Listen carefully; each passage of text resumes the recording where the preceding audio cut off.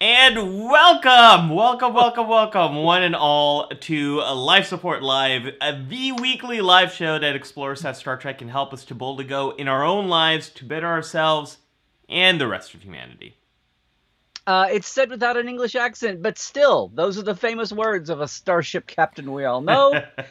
As another famous starship captain also said, wherever our mission takes us, we'll try to have a little fun along the way. Even if our mission is on a little bit of a time dilation here. Hello, everyone. Our mission is 47. This is episode 47. Episode 47. Lucky episode 47? Unlucky episode 47. I don't know. Welcome, everyone. My name is, I'm psychologist, Dr. Ali Mattu. And I'm Dr. Trek, Larry Nemecek. One of us is a real doctor. And one of us was dealing with a tantrum that delayed production on this Ali, morning. I have told you really, Dr. McCoy, you're going to be the you need to control your emotions. Yeah. I need a lesson from Spock on how to control your child's tantrums. Mr. Spock or Dr. Spock, because neither one are this anymore. I'll take either. This morning. There's a blowback to the late '60s primetime original dilemma. Growing up, I thought Dr. Spock was the same person as Mr. Spock. And I was in for a bit of a rude awakening when I realized there's a bit of difference. You know what I did, Larry? We got my daughter some stickers yesterday, and she used up all the stickers, and she was really happy about that. But then, the piece of paper that the stickers come on, right. I threw that away. And the first thing she wanted this morning was that piece of paper. She didn't want the stickers. She wanted a piece of paper. But not only did I throw it away, but I threw away that garbage. And so I spent an hour trying to be like, oh, I wonder what happened to it. And then I spent some time trying to find a different substitute. And then I said, okay, you know what, sweetie? I threw it away. It's in the garbage. It's in the dumpster. I just ripped off the Band-Aid and then I had to deal with the consequences of that. So that was my morning. Yeah. Well, I'm glad you were paying attention the whole time to your daughter, because that's our theme for today. Thank you, Dr. Trek, for bringing us back on track. Well, we're talking every week. We take a topic in mental health. Toss in a little Star Trek, put it in the replicator, and out comes Life Support Live. And so this week we are talking... And so every week is not week 47, so every week does not start off like this. No. Usually about every other episode does. We're talking about episodes, stories that involve attention, distraction, hyperfocus, and as we always do here... there's a real-world relevance. There's a lot of research coming out now, Larry, about 2020 and how much people have been dealing with... there's been struggling with attention. They've been dealing with a lot of distraction. It's been quite difficult to focus our minds. So speaking of distraction, I just want to say, since you've been so distracted this morning, that hi, everybody. If you are new to the show this week, we're not always episode 47. We just try not to act like it. But if you're new to us, we're going to talk about, yes, as Dr. Ali said, geeking through Star Trek and mixing it up with a little mental health perspective. And if you are new, please join in the chat. Our veterans are here already. The community's up and going. They were there before we were, thank goodness. So just join in if you're new. We've got a great group, but we're going to go through some topics. We're going to have an away mission, a briefing room, and talk about different Star Trek cases. And Dr. Ali is going to pop in with some away mission highlights and some counselor's log. And I will have what we call the K3 mission. So if we're feeling a little light on the Star Trek, I don't know how that's possible, but I will do you on a deep dive the way we do in Trekland. And then we'll come up with some takeaways for today at an away mission. And of course, we will have the hailing frequencies on all through the show. So jump in here. But especially at the end, we'll be really rip-roaring and talking. So there's a little attention rip-roaring. Back to our format again. Yes, we're going to be doing a lot of rip-roaring. And let's do just otherwise. Let's do a little housekeeping up top, folks. We know we're coming up on a few big events. We know we have our big 50th episode coming up. We also are coming up on big. Yeah. It's gonna be big, Larry. It's gonna be bigger than 49. Yeah, and 48. It's gonna be bigger than both of those. We also are coming up on our 1-year anniversary, April 18th to 2020 is I think when we launched Life Support Live. And we're coming up on the 1 year. I only know that because I edited that audio so much. And I remember you saying, Larry, well, April 18th, Saturday, we're launching Life Support Live. So I'm pretty sure that was the date. So we're trying to clean up stuff and kind of trying to meet some of your demands. So as Christoph says, the Twitch channel does now have a correct name. We are twitch.tv/Life Support Live. We cleaned that up. So, Christoph, thank you for noticing that. Also, we're doing a bit of a soft launch of our Discord community. So if you look at the description to this video, you'll see a link to our Discord community. One of the requests we got from you is we know there's a lot of folks that don't like Facebook, that don't want to be on Facebook, that don't want to support Facebook.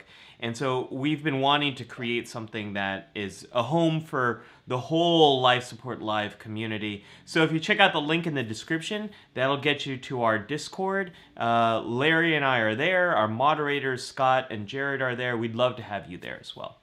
Right. At the risk of like introducing yet another social channel, that's what we're gonna do. You know what's always bugged me though about Discord is if Discord is supposed to be bringing people together, why did they name it Discord? I thought if any social media, like, who came up with that? Who's the brilliant marketing genius that came up with Discord for unity? I go back and forth on that. Wasn't anyone paying attention when they came up with that?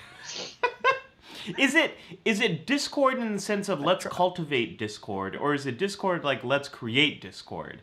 You know, I go back and forth on whether or not I think it's a really good name. It's the same thing. Well, like you want to have, I don't know. I'm sorry, Discord connotes negative. I'm just saying, if you're not familiar with the social media, it's basically it's almost like a throwback in some ways to old style message boards. But it's got social media features too. Yeah, there's a few cool things that I really like about Discord. One is it's really easy to organize conversations. Jared helped us to set up the Discord and created these different channels for every different Star Trek series. So it's easy to have those conversations. But my favorite feature, Larry, is you can just jump into voice chats. So if folks here in the Life Support Live community want to organize their own watch-along, it's incredibly easy to say, hey, Wednesday at this time, we're going to meet in the Ready Room voice channel, and we're all going to watch, I don't know, give me a random Star Trek episode that people might want to watch. The Revenge of the 47s, yes. There you go. I was going to say Best of Both Worlds, but sure, let's go with that too. Now, especially that we have a mountain of content on Paramount Plus, we're happy to create a little. We're climbing our own mountain here, and it ain't pretty. Yeah. But I don't want to be discordant about it because I've got to be on. That's always that, and it's a dark theme site unless you go and alter the original, the default look. It's a dark site named Discord. I've just always been weirded out about it, but we're gonna change that. That, guys. It's gonna be a fun place. For once in your life, you should seek Discord. Larry, Andrew says he's waiting for the Life Support Live episode where Dr. Trek and Dr. Ali are combined in a transporter accident. maybe we can give the people what they want for episode 50, Ooh. Larry. And they create the combined being Doctor. Doctor. I was gonna just ask, what's our Tuvix name? Is it it would be Larry? No, Larry. Alri?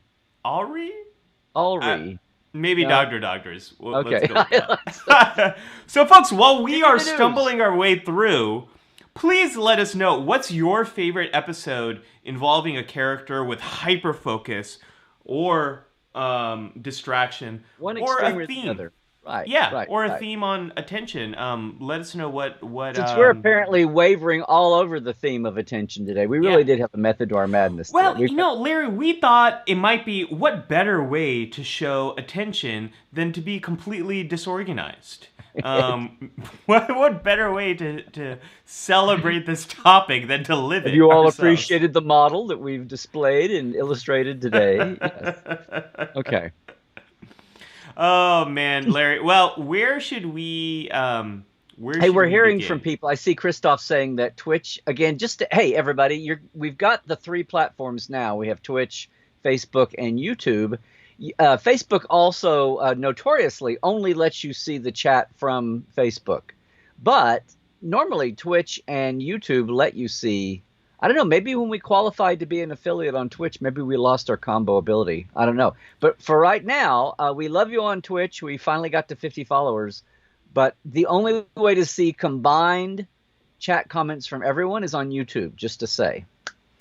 And we're going to be dealing with that, folks. We're slowly working our way through housekeeping. You're still a growing boy. Yes. Yeah. Speaking of Twitch, Zahir on Twitch, I think Zahir's got the winning names, Larry. Dr. Matecek. It's not bad. It's not bad. Or Dr. Nemecek. I like Dr. Nemecek. I think wasn't Matecek, wasn't that like a detective show in the 70s with It sounds like it. Oh, George Papard, wasn't that yeah. Okay. Dr. Nemecek does sound like a Star Trek alien, though. A visiting doctor from the Doctor Exchange Institute, wherever Phlox came from.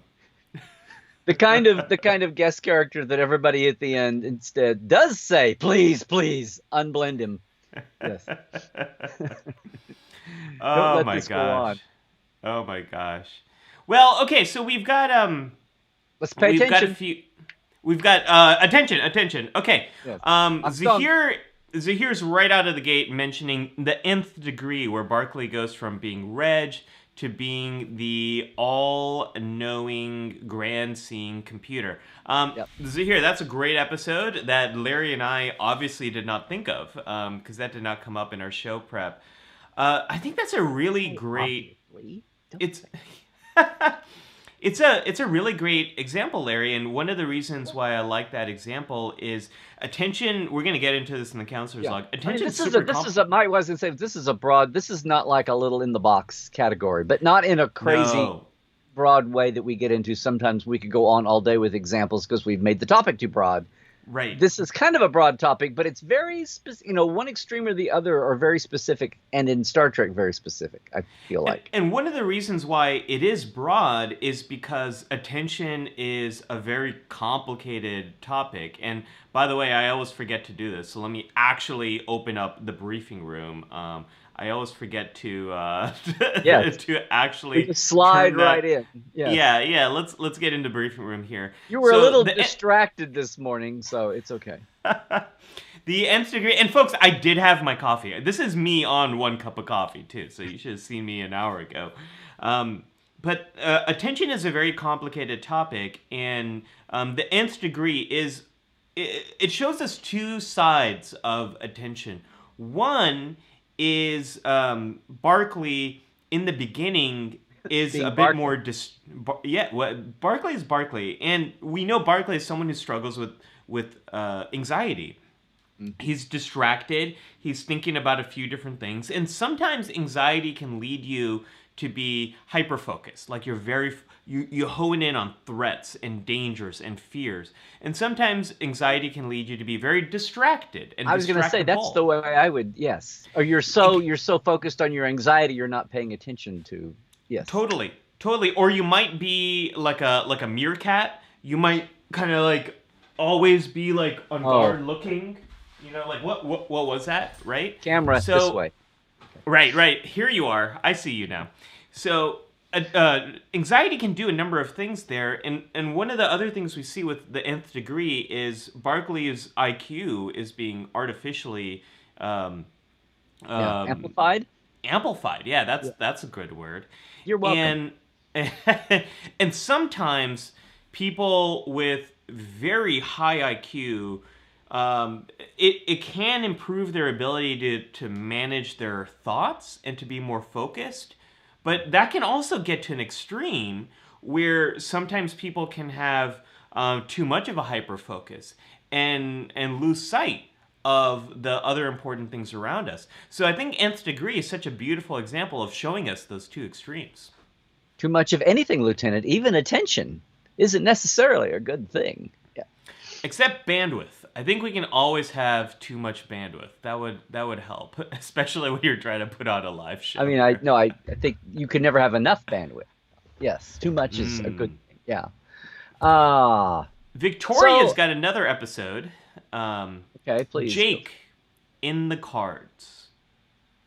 Oh, where they're obsessed with finding the card, and yeah. See, this is really like most of the time when we pick a topic or a theme, the opposite of that theme could be a whole other show. I mean, you know, or right. the other end of the spectrum. And today we've picked this one where attention is the idea, but yes, either extreme, too much of it or the lack thereof. Could be its own topic, but it keeps you out of the ruts, because hyper focus or lack of it is one condition. But yeah, or external factors. You were just talking about anxiety. We're talking about fear, stress. You know, overwork. Those are all things that can lead to lack of attention, because it's a spin-off symptom of some other primary. Listen to me sound all medical. It's a secondary symptom of a.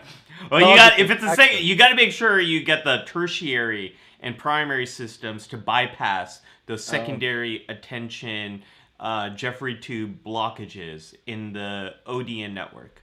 Otherwise, the secondary manifold on the EPS conduit will be your mental EBS conduit, and then you're all up in your own buffering filter. No, if that happens, you got to turn on the Type R algorithm manufacturing device. Or do like we did way back in the 2360s and just cross-circuit to B, which I always love as the ultimate in tech crap.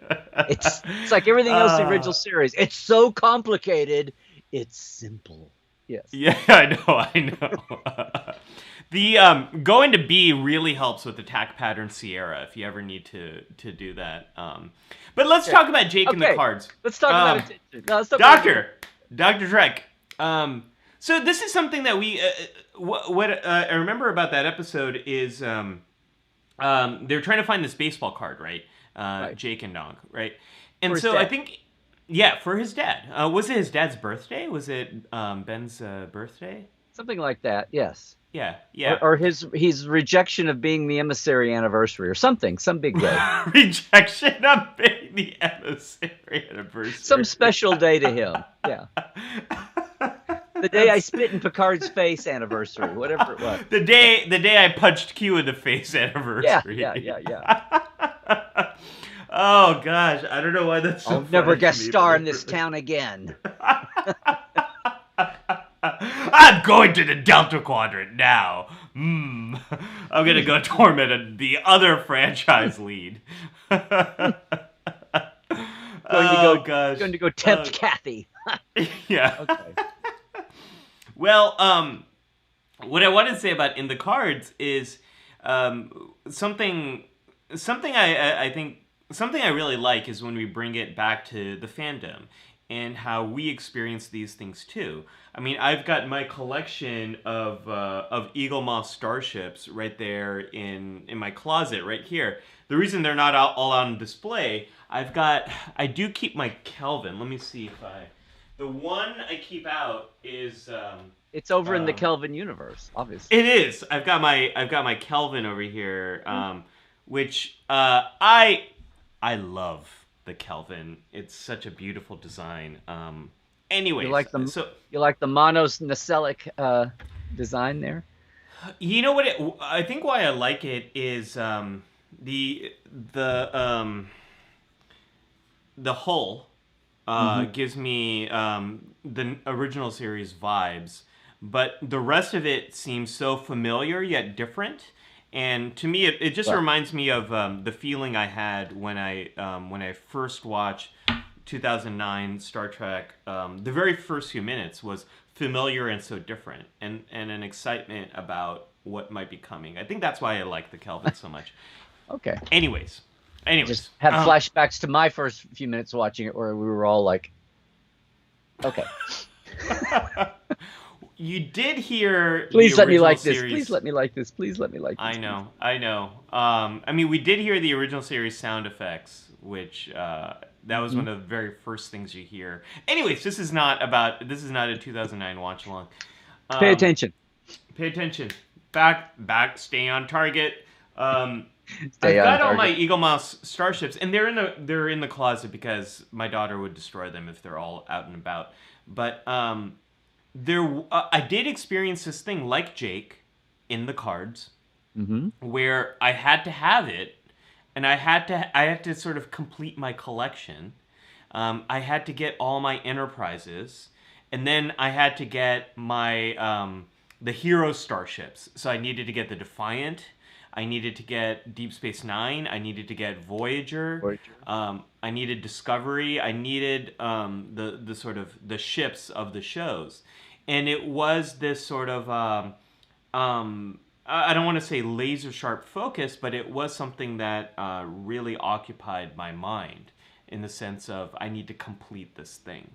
So I think that's something we experience when we might be collecting something. Is we might be preoccupied with it in a way that it's hard not to think about it. Okay. Well, but a collecting is sustained. Sometimes when I think about hyper focus, if that's what you're getting to, hyper focus feels like it's about something, in the moment or a short term. I mean, I guess hyper focus over a long period of time.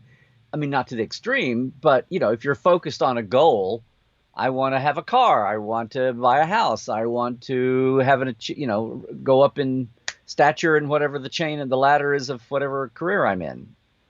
I mean, I guess sustained hyper is that a misnomer? Can you have Yeah, sustained hyper focus, or does it hyper would be focus more. within a short term? Yeah, I think that's a good question. So Well, you're welcome. a lot, a lot of this topic about attention, distraction, hyperfocus. We are usually talking about the short-term, immediate future.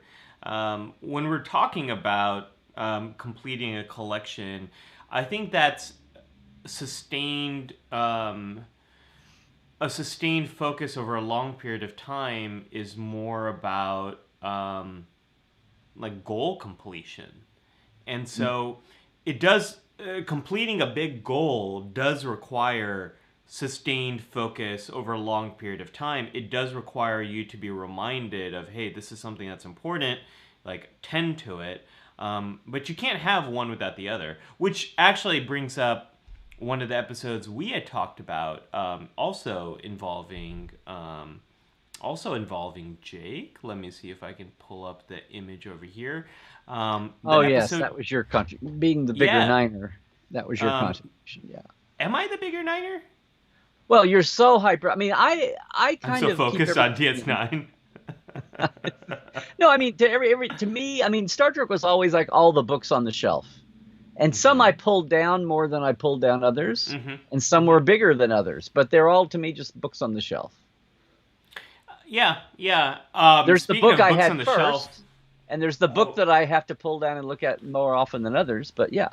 Speaking of books on the shelves and DS9, I just got a copy of the DS9 tech manual. I've never had it. And after you described it in a previous episode, I ordered a copy. This one? Yeah, there it is. No.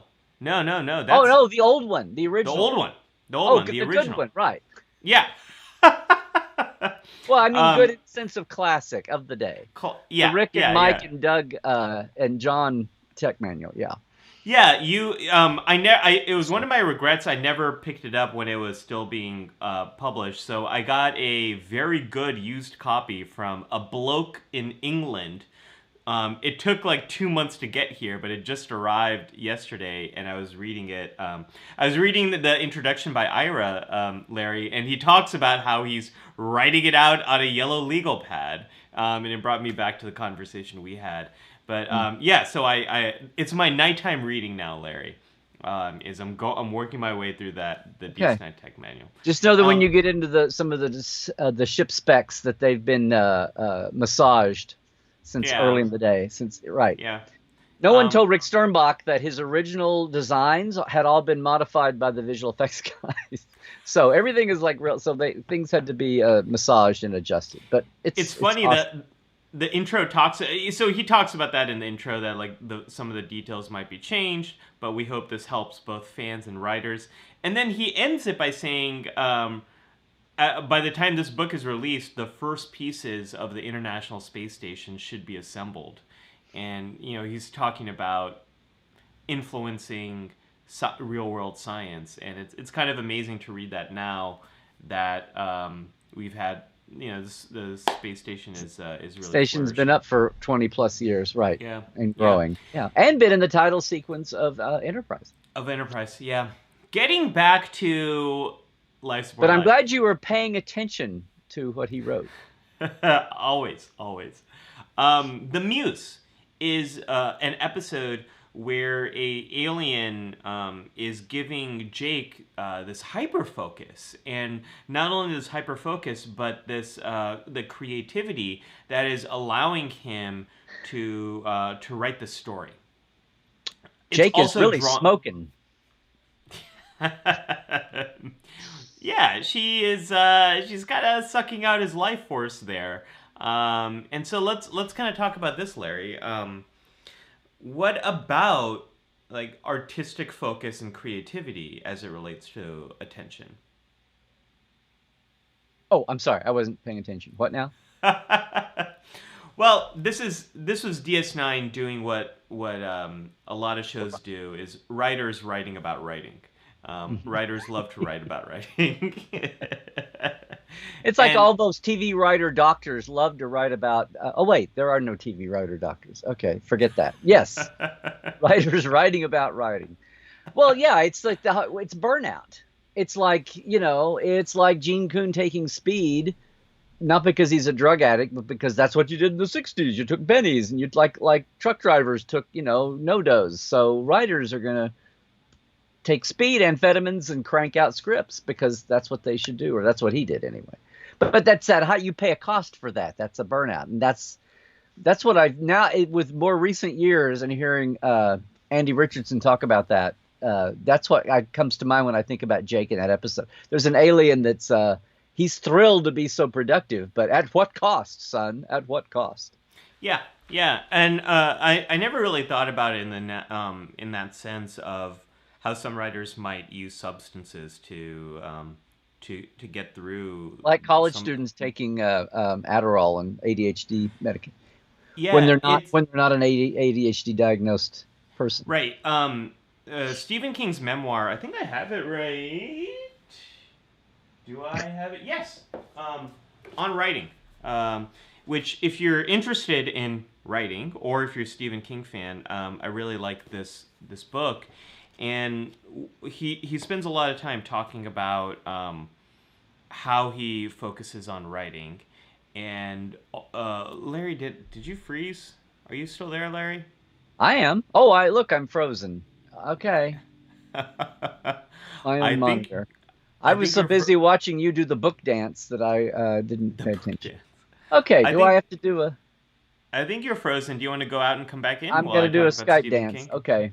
Okay. Larry's going to become a super S for a moment. Okay, while Larry is going and coming, if you're interested in writing, folks, this is really wonderful. And I hear him. Let's see if this works. To disrupt the blue S, hopefully. Yeah, well, we see the blue S, and Okay. hopefully we hear you, and hopefully we'll be seeing you very shortly.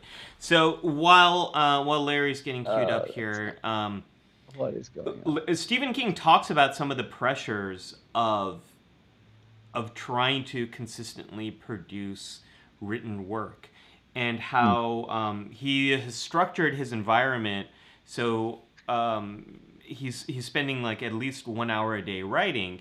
And okay, you're back, Larry. It And helps when you turn on the camera too. one of the things he tries to do is make his home environment to make it really easy for him to go into his office and just write and not be distracted. But he also talks about how drugs, for a big part of his career, drugs were something that gave him this artificial focus in writing, and how his journey to become more sober. But this is something a lot of writers have experienced, is that struggle to produce creatively. And you're gonna have days where you're not very creative, and you're gonna have days where you are. But this gets back to what we were talking about, Larry. Is it's sustaining your attention in the moment when you're sitting down to write. You and I have both experienced that. You've written a lot of books, and I have produced a lot of videos, and a lot of times you don't have good ideas, but you have to find a way to kind of stick and produce something. So there's Right. a tension in the moment, and then there's sustained effort over the long term. Finding a way to do that consistently every day. I'm kind of It's curious, almost like you actually. aim for a flow of some kind that gets you into the. Hey, now you're talking my language. I The know. psychological state of flow. And I I've don't got that mean in my notes. I don't mean kiss my grits. I mean FLOW. Yes. For any of you Well, that go back. we're going to talk about flow a little bit later. But Larry, I'm curious, what as a author of several books, how do you do that? How do you sustain writing in the moment, and deal with some of the struggles that come Yeah. with writing a book? There is, well, a book is just, it's like anything else. It's like having an outline and breaking it down. Sometimes like I do a column every issue for the official magazine. I have for 22 years done the Q&A column before there was Reddit, there was a fistful of data. And sometimes it's harder to work on. It's almost like sometimes the size of the project doesn't matter. It's the small things that, like, getting in and getting out is tougher sometimes than getting into a big picture and flowing along. Does that make sense? Yeah, it makes But sense. yes, when you're in the zone, we have Bashir and O'Brien talking about being in the zone with their darts, and all of us have been in that feeling. When you're into that flow, as you're going to talk about again, it's great. But sometimes starting and stopping on shorter projects it feels like it's harder. Have you found that to be? Is that a thing? Is there a term for that? Is there a term for that? I don't know if there's a term for that, but I think it is. It's called Um, short-term start and stop attention difficulty. That's my my struggles have been less with the short term and more with the long term. mm, So and that might be because the long term projects. I've been working on a book for so many years, but it's hard for me to make any oh, progress on it because I don't have a deadline. Um, deadlines. Yes, are very focusing. Speaking of, right? yeah, and all my short term projects, they always have deadlines. Um, it's less work, and it's something that needs to be done by a certain amount of time. Right. But books, until you have the contract and you've been paid in advance, and you have an editor and a publisher that are saying, where's the draft? Where's the draft, Larry? When you Um, have when you have Bob Justman standing on your desk to get the damn rewrite done, yes, right, that's right. it's a Um, mini K3 right there. Yeah, yeah, very mini. mini. That's like it's like a Defiant sized mini. Right. Or you've locked Harlan Ellison in the room they made into an office, so we had to hurry up and get the 47th rewrite of City on the Edge of Forever done. Damn it. Those are I very think interesting. the Star Trek Beyond writers did the same thing. They locked themselves in like a hotel or something and spent Well, all the time watching TOS and just trying to write. right. Um, Well, they were last minute replacements, Yeah. and time was the fire in which they burned and rewrote. Yeah. Yes, it was. I like to think of it as a companion that comes along with you in the journey to remind you that these moments will never come again. But yeah, sometimes, as long as it's deadlines, the kind of companion that you get residuals for and royalties for, that's sometimes a deadline and outside pressure is that's what brings the focus to these situations. Even hyper focus, and that's when it's a good thing. Yeah. Okay, moving right along here. Let's talk about. Oh, speaking of, that's a great segue actually to Star Trek Beyond. Let's talk about that a little bit. Oh, so, how about having your attention dulled? Yeah, your senses dulled. Well, on that note, something that Kelvin Kirk talks about in the very beginning of Star Trek Beyond. I'm sure I've heard that term before. That just struck me. First thing, when you said Kelvin Kirk, first thing I thought of was Kelvin Coolidge, but that's fine. Go ahead. That's a very different character. Yeah, very different. So this Kirk is talking about how things are feeling very similar. They're feeling very episodic. The days kind of look the same. Which is amazing in a motion picture to feel so episodic, but go ahead. Yeah. Don't tell him that. Don't tell him he's in a movie and not a TV show. They'll never do episodic Star Trek. Yeah. So the thing about that I actually a lot of people have reacted to that, like how can you feel so episodic? This is your third movie, and looking at it now from a 2021 lens, I think many of us have felt the same way, that there isn't much novelty to our day. There isn't much of a surprise. Things look kind of the same. Especially in a lockdown, in a pandemic. Yeah. During the worst parts of 2020, it really kind of felt like that. And even now, some people, hopefully in our community here, are vaccinated, and they might feel, and they might be in parts of the world where things are a little bit more open or cases are down, and other people might be in a place where there isn't really much of a hope of getting vaccinated anytime soon, or you might be in a place where rates are going up. But wherever you are, I think we all miss the surprise nature of what the world was like before. Like our options are much more limited for what we can do right now. And it might be feeling a little bit episodic. And this, when that's sort of happening, Larry, it can be very easy to feel a bit more distracted. It's a lot easier to be paying attention when you're in a situation where there's new stuff happening. So if you ever go on vacation to a new place or you're visiting a new city, you're much more alert, you're seeing a lot more stuff, you're more plugged in, you're much more mindful and aware of what's going on in you and around you. But when things are the same over and over and over again, you're not really that plugged in to your environment. It's almost as if you're, I don't know, what's that technical term? Bored? Yes. Unstimulated by new stimuli or whatever. Yeah. Yeah. Boredom, I think, is something that. Yeah. What about some episodes? We've kind of strayed from our episodic case level. I'm actually going through the chat here, and it's like none of us are being attentive to individual episodes. We got off on some. I sent you some images, and remember, I can't see them now. Thank you, modern Skype rehash. I can't see them.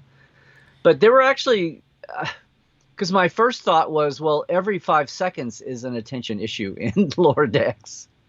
Yeah, we've actually, there's been a lot of comments trauma about Lower Decks. Discovery and DS9 ought to be all the trauma people with attention things. But, even Next Generation in the original series were supposed to be our better humans. And it's like, when does, attention enter into it, is at least among regular cast and all that. But there were a couple of times One that I still like the line because it was so odd was, speaking of Harlan Ellison, sitting on the edge of forever when they're standing there, and after the history parade keeps going through the Guardian, and Spock try to say Spock and McCoy together. That's interesting. Spock yanks on his own tricorder and says, "I am a fool. I have missed recording." But he's distracted by the amazement of this thing, and even Spock is gobsmacked by something he's never seen before. Yeah, and I'm putting up that image right now. The scientists, the curse of the scientist to be distracted by new phenomenon. But I always did love that line. I am a fool. I missed recording all this. Well, and that's I like that example for a few different reasons. One is, boy, Larry, this is just a great screen cap right over here. What a beautiful, the colors and the sharpness. It just, when you actually just sit and look at those HD scans of the original series, what a beautiful production. The texture, the costumes, the lighting, TOS. You reshared, someone posted that meme from The Chase, where it had the right. the sort of the superordinate life form and Right, all of the right. other life forms around it, and someone put on top TOS, and the Cardassians, the humans, the Romulans, the Klingons, everyone else was like the Next Generation, Deep Space Nine, Voyager. They're all the primal humanoid, and everybody else is a spin-off of that.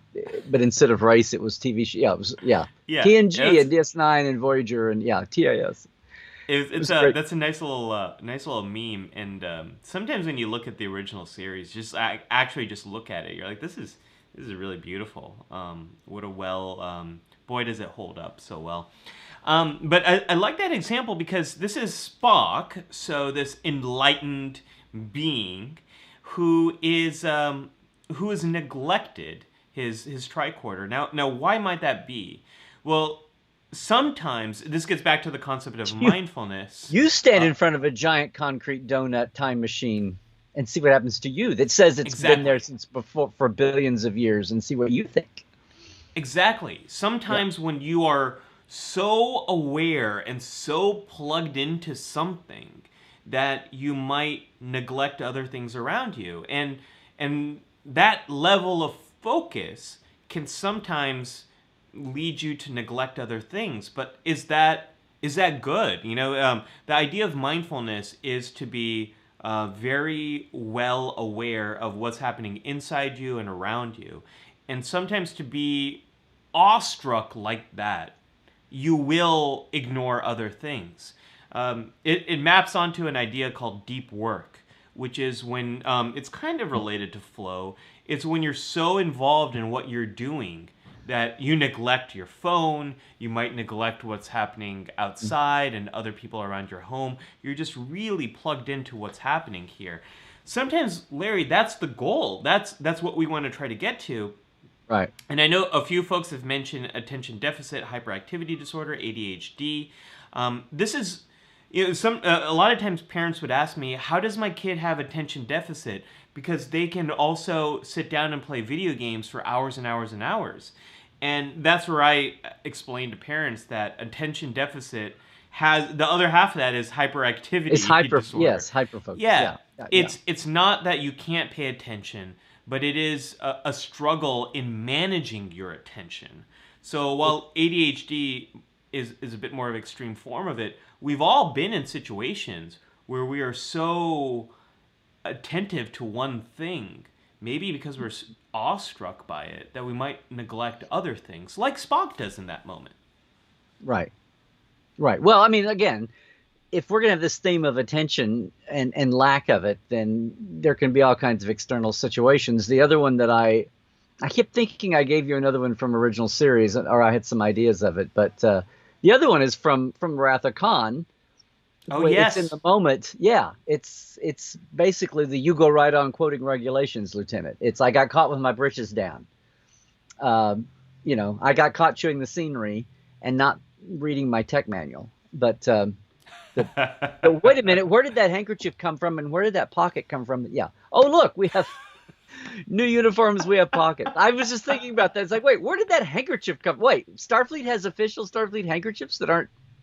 Yeah. Well, you need handkerchiefs for all the times the rocks fall down on the Oh, bridge. okay. Okay. You got to be ready because you're gonna get a little roughed up. A little dusty. Yeah, Yeah. yeah, a little dusty. Yeah, that's a great moment there. And it's also what I like about there's always we can pull so many examples from Wrath of Khan, but you keep missing the target. One of the things that Kirk does so well is AKA misdirection. Yeah, yeah, yeah, yeah. You say attention, Larry, but you keep missing the target. One of the great moments there is the misdirection of Khan. Not only do they misdirect him in terms of time, but they sort of misdirect him in terms of space as well. And so they are intentionally trying to draw Khan's attention one place so that they can. Yes, exactly.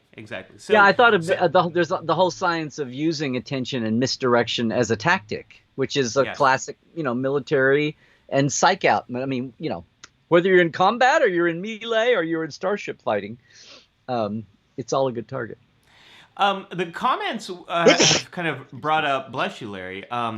Steve mentioned Picard's obsession with destroying the Borg in First Contact. And then there was a small follow-up from Linda saying, I adored those scenes with Alfre Woodard. And so this is another one where... Don't break your little ships. Yeah, a little. So the thing... another movie we could quote for all day long. But some could argue that Picard is a little obsessed with the Borg. And he has lost focus, while others might say Picard is deeply focused on what has to be done. What say you, Larry? And suffers from question? hyperfocus. I would say hyperfocus on that one. But you know what? I had another thought on the last night. I had another thought on the original series, and it's almost like false. I don't know. But in Obsession, remember, Kirk has for 20 years has blamed himself for freezing up and not shooting at the vampire cloud, right? Mm-hmm. I know it's just something about, and he wrongly blamed. He didn't know, and then they come out, and Spock and everyone else is saying, "Don't keep blaming yourself for what happened." Then it's the same thing as our young ensign here Ensign Garevik can't blame himself either because he's saying the same thing. I froze. I didn't shoot in time because there was a what do you call that? The opposite when you freeze. It's not fight or flight. What am I trying to say? Anyway. It's a freeze response. Yeah, it's a part of anxiety, yeah. and but it's like it feels like it's the opposite of hyperfocus. Well, I don't know. You're so hyper-focused you can't.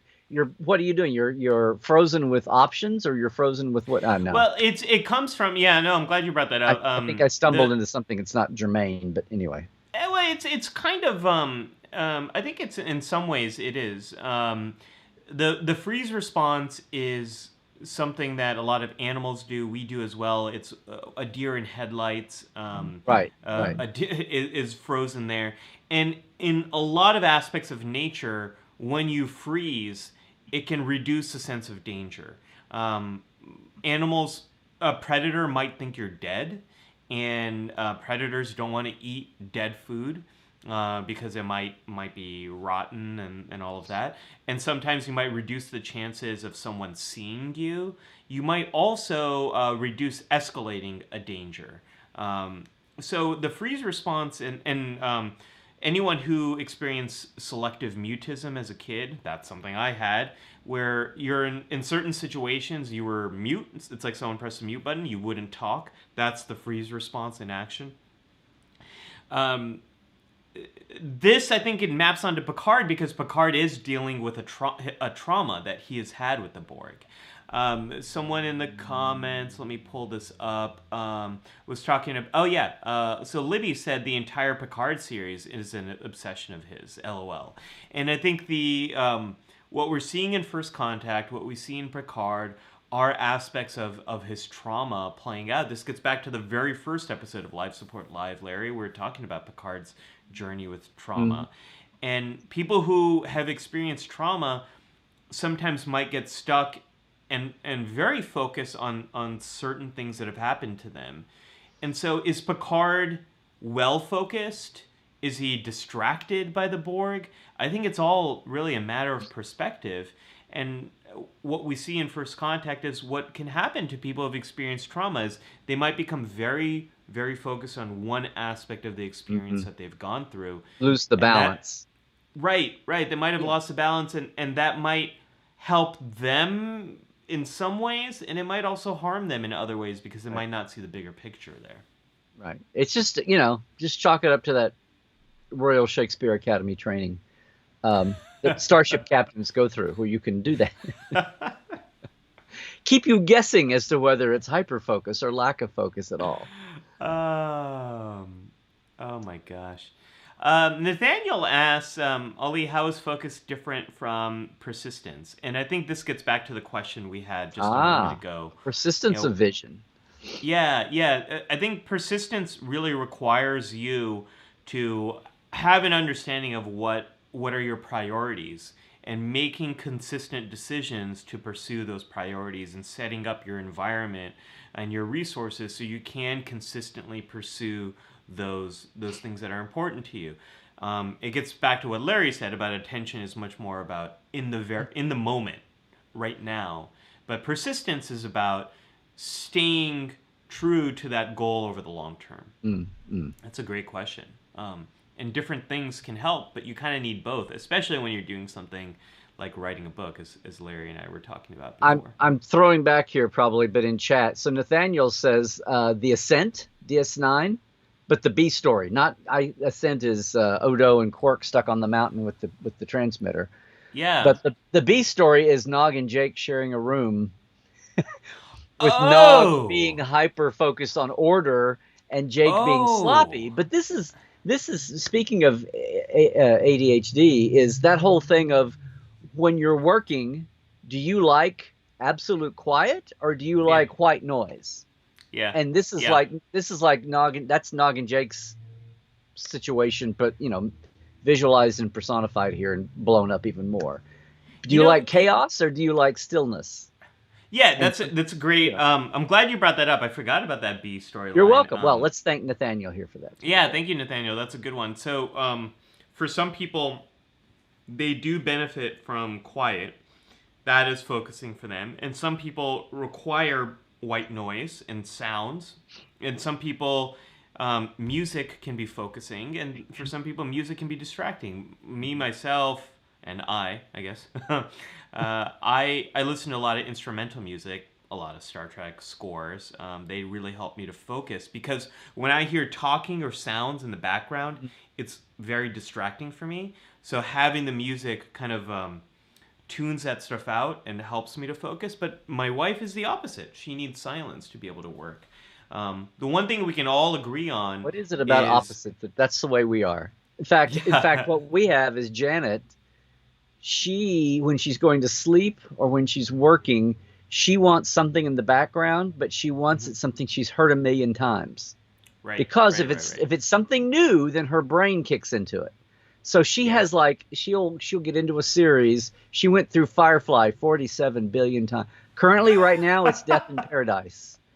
It's the original cast's Death in Paradise seasons. She'll go to sleep with that on because she wants the white noise, but she doesn't want it to perk up her ears and listen to something new. I don't know if you've ever come across that, but we go through like a year. What was this year's thing? This year's thing was name a British detective show or something. It's like, okay. Right. Yeah, no, that's totally a thing. When we rewatch things that are very familiar to us, it's almost like you're inviting over very close friends, and it's very comforting. You're just kind of reliving these conversations, and especially for people who might be struggling living alone, rewatching shows like that can make you feel less alone and more connected. So it's very comforting. In much the same way that a meal can be very comforting, rewatching some of these things, just having them on can be very comforting. So yeah, no, I absolutely get that. I think the one thing that is equally disruptive for all of us, and this is why who knows what this new world is going to look like, Larry, on the other side of the pandemic, but open offices. A whole new world. That's where we'll be. So many distractions. Hopefully, no coronavirus for you and me. One of the things that has been shown to be equally bad in open offices is distracting sounds. Almost everyone needs to have headphones on to be able to not hear those noise. Open offices have kind of been a disaster when it comes to distraction. So now we're into cubicles, which is just equally as damaging, it feels like. But anyway. Yeah, and who knows what it's going to look like with in the post-pandemic world. Right. But what I was going to say with this is getting back to Nog and Jake. Part of it might also is this that episode is post Nog's trauma, right? And it's before It's Only a Paper Moon. No, it is before. It's before. It's after the trauma, but before Paper Moon. Or no, it's I think no. It's before. No, because that's like last season. Okay. Yeah. So it's really just about their individual differences. Right. And yeah, no, I think that's a beautiful example. But it's after he's at the academy and in Starfleet, because he's more, spit and polish. Zahir brings up a great question here. Crazy thought: does Alexander have Klingon ADHD? Is there such a thing? Hey, Zahir, it's a fictional show, so maybe. Like it's not. There's no. Hey, he's there's got no some Klingon. human. He has a human strain. Exactly. He Yeah. does. Yeah. Would that explain why he couldn't fulfill Klingon norms? Worf, on the other hand, had hyper focus on being Klingon. So I think it's definitely a possibility. He does have some of that human DNA, and guess what? A lot of Klingons have human DNA because of the whole augment virus too. Oh, I hadn't even considered that. Ooh. Oh yeah. The impact of the augment virus besides bumps. Yeah. Yeah. Well, and this is one thing I was going to mention in the counselor's log, but one of the long-term symptoms of COVID-19 are the cognitive symptoms, the difficulty with focus, anxiety, these things that a lot of people who have had COVID describe this kind of brain fog that they go through, and a difficulty kind of focus with that. I think that's a good parallel to what might have happened as a result of the augment virus. Is there would probably be, it's not just physical, but there would probably be some mental symptoms as well. So maybe that could be one of them. Zahir, I think it's total possibility. The other thing too, maybe it's ADHD, but the other thing that happens is when you're learning a new skill, like take driving a car, for example, there's so many things that you have to learn. You have to learn how to drive straight. You have to learn how to use the turning signals. You have to learn how to change lanes, check the rear view mirror. You have to learn how to operate all the knobs, the accelerator, the brake. Right. So think about poor Alexander. There's so many things about being a Klingon, so many things about Klingon culture, so many things about fighting, so many things about honor, and Alexander hasn't really learned a lot of the basics. So when he's thrust into these Klingon situations, he's at a big disadvantage. It's like not really having a good instruction in how to drive a car and then being asked to drive on a busy Manhattan street where everything's coming at you and it's just complete chaos. So how much of it is nature, how much of it is nurture? It's probably a little bit of both for Alexander, I think. Yeah. Well, you're saying all that. I'm just thinking about the opposite is Worf being raised in a vacuum with humans, even though the Rozhenkos may have been, trying to show him parts of his culture, but that's why he's compensating. He always compensates because he grew up. It's like when you're an expatriate and you're away from home and you try to outdo everybody at home. Hey, I need to do a shout out to just you mentioned something Steve said earlier. I was thinking about my comment about obsession really was from last night, but I was supposed to be off the ship and the Binars are doing their thing. And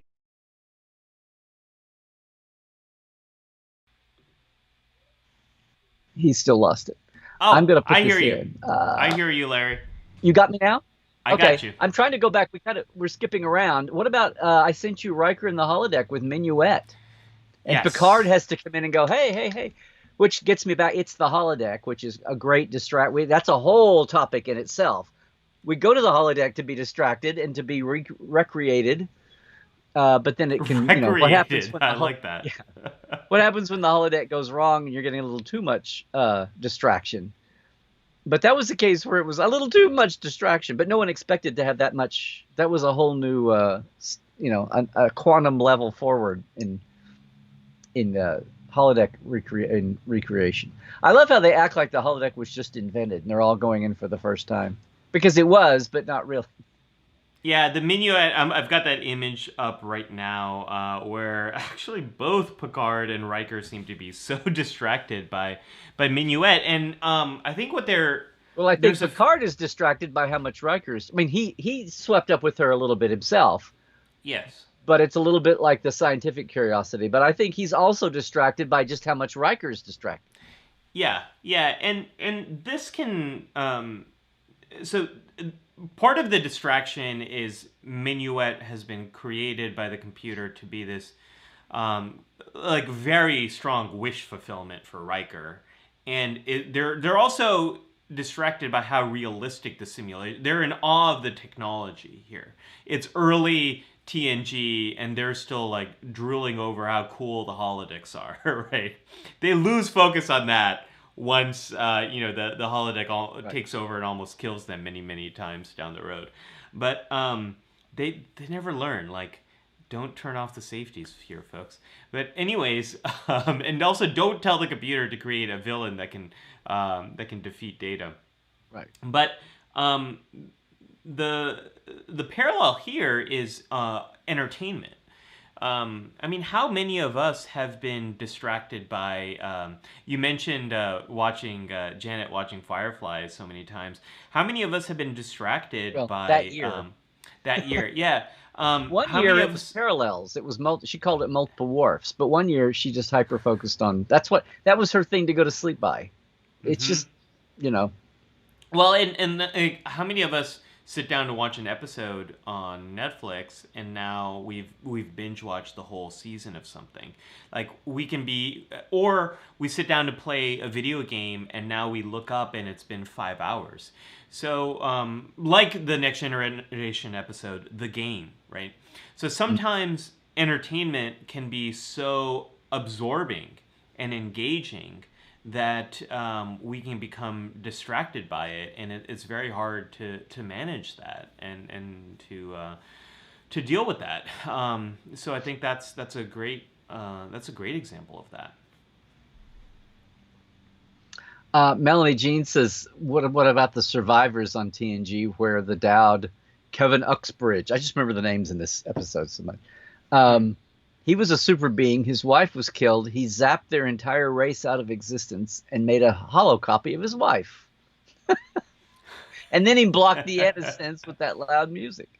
Yeah, people, it's all over the place here.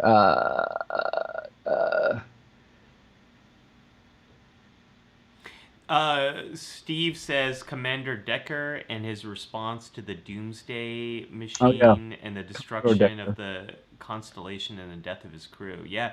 Yeah. Well, I mean, any number of those things could really do a number on your Well, at attention. what point does this and the show obsession we were just talking about with Kirk? But it's like, at what point does hyper focus become obsession and becoming what is obsession is when it Yeah. becomes unhealthy, right? And you're too far. Yeah. Yeah. When it becomes unhealthy, and it also makes me think of grief. I know Jared is a fan of WandaVision, and I'm not going to give any spoilers, but the whole show is really about grief and getting distracted by that. And when sometimes our minds are trying to tell us something that, hey, there's this really important thing that's happened to you. You need to tend to this. And sometimes we might think it's we're so distracted by something, but it's our mind's way of thinking, of saying like, look, you need to take care of this thing. For a long time, Larry, scientists really wondered, why does depression zap you of your ability to experience pleasure? Like why? Sometimes people, when they're depressed, they'll say, I'm going through the motions, but I don't enjoy this anymore. I'm watching Star Trek, but I'm not enjoying it. They're just dead. They're just dead inside. Right. Like, why do I feel dead inside? And the newest theories about this are that this has probably evolved to be in our programming, because it does stop us from continuing down the path we're at, so that we can focus on some problem in our life. That depression's like the stop sign that says, hey, don't keep going down. There's this issue going on that you need to tend to. And so that's why it's zapping us of our ability to feel pleasure, so that we can tend to something. So sometimes is it distraction, or is this grief or depression trying to tell us something that we need to take care of, and we need it's to your warning signals. Yeah, the warning signs of, yes. It's like your red alert, or sometimes a yellow alert. There's you mentioned from Voyager, Larry, Virtuoso. And I love this screen cap you brought up of the Doctor in that beautiful wardrobe, and I love that even when they're in this wardrobe, they still have their comm badge on. Well, of course.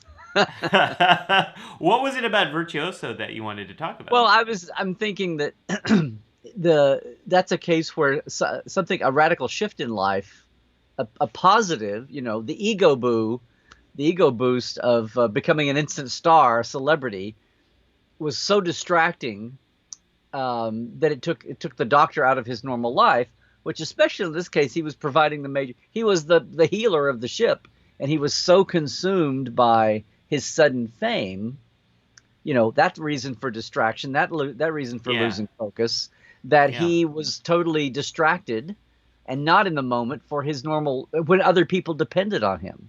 Yeah. So it's all well and good to have your own distraction, but when you're supplying a vital cog in something greater than yourself, distraction can be wherever it comes from.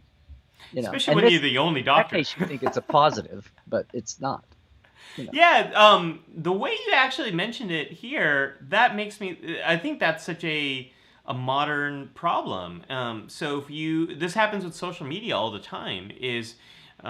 We're so wired for social connection, and we're very much wired to seek the support and approval of other people.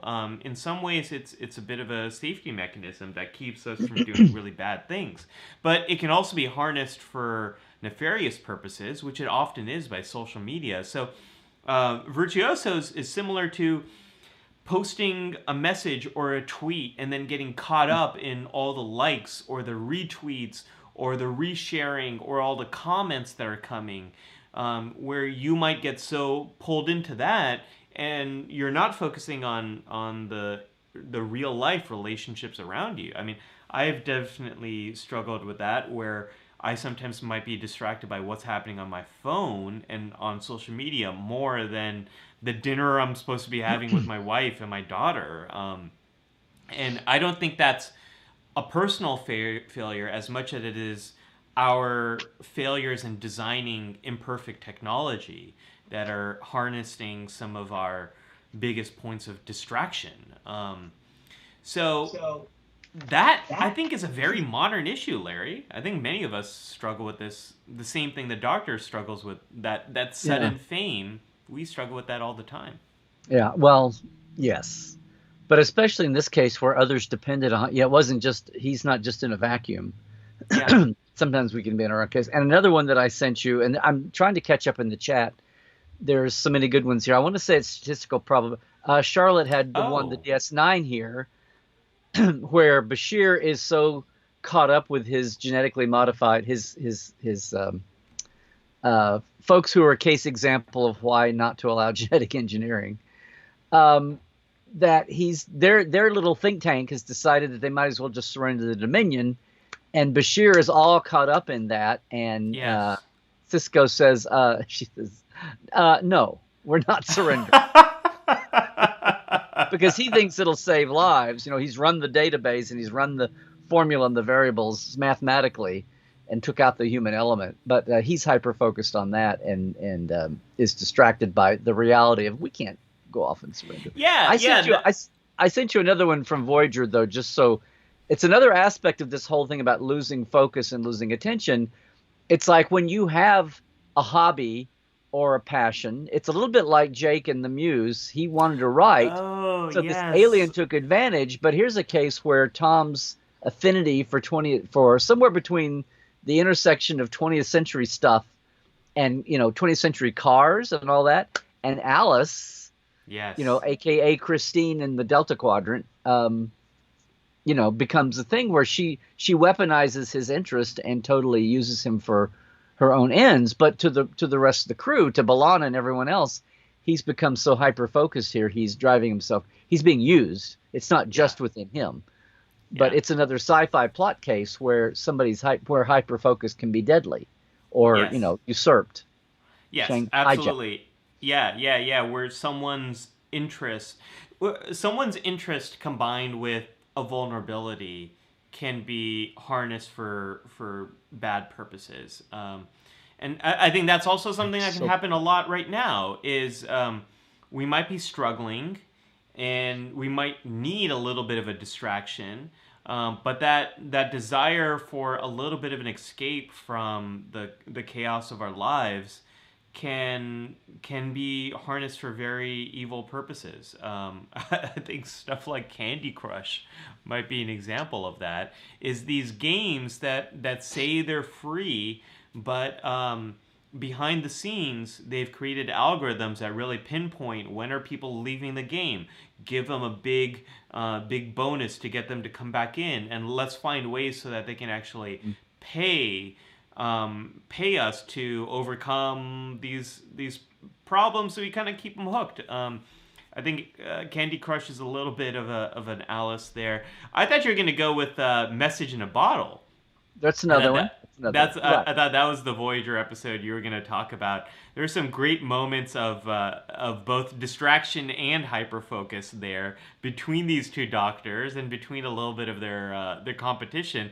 They've got bigger problems to solve, but they keep butting heads against each other. Yeah, the battle of the EMHs. Yeah, there's some. I mean, when we came up with this topic, everybody, and I'm way behind in the chat, and I'm seeing all kinds of great things. I mean, it's on one hand you say attention and the lack of it, or distraction, and on one hand that seems a little fuzzy, and I was like, wow, where are we going to come from with this? But then when you think about the micro moments in so many plots and so many, guest stars and regular characters too, people are throwing all kinds of ideas in the chat here. We're so far behind, or I am.